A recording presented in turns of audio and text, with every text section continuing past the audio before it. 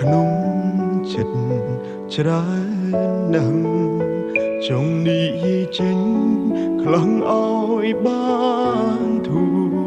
តែទឹកភ្នែកចេញតែស្រងហោ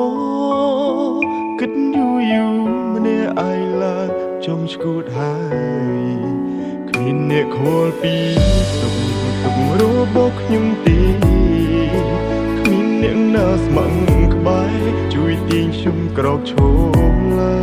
យខ្ញុំសែនស្មុគស្មាញខ្លាំងណាស់ចង់ស្ទែខួរស្លាប់ទៅហើយចង់ទាញពេលអើយត្រឡប់ទៅជាកុមារអាយុកាន់តែច្រើនសម្ពាធកាន់តែធំទុំសោកប្រមកផ្ដុំបង្កើតជាបញ្ហាជំងឺបាំងទឹកចិត្តតើគួរព្យាបាលបែបណាហូរទឹកនេត្រាហត់នឿយខ្លាំងដល់ហើយអាយុកាន់តែច្រើ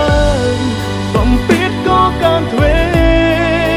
បញ្ហាចូលហើយតែរួចតែជួបទុំឥតស្បើយគ្មានអ្នកចាំលើកទឹកចិត្តក្រៅពីខ្លួនឯងឡើយជីវិតអើយងងឹតឈឹងគ្មានគោលដៅ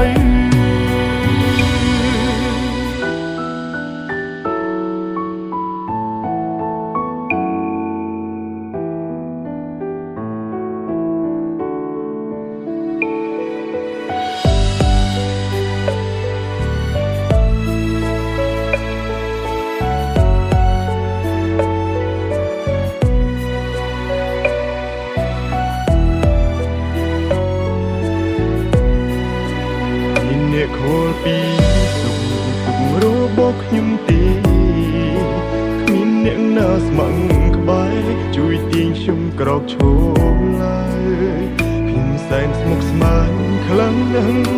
ចង់ស្ទែខួរស្លាប់ទៅហើយចង់ទាញពេលអើយត្រឡប់ទៅជាកុមារអាយុកាន់តែច្រើនសម្ពាធកាន់តែធំទុំសោកប្រមកផ្ដុំបង្កើតជាបញ្ហាជំងឺបាំងទឹកចិត្តតើគួរព្យាបាលបែបណាហូរទឹកនេត្រាហត់នឿយខ្លាំងដល់ហើយអាយុកាន់តែច្រើនសម្ពាធក៏កាន់ទ្វេបញ្ហាចូលហើយតែរួចតែជួបទុំឥតស្បើយគ្មានអ្នកចាំលើកទឹក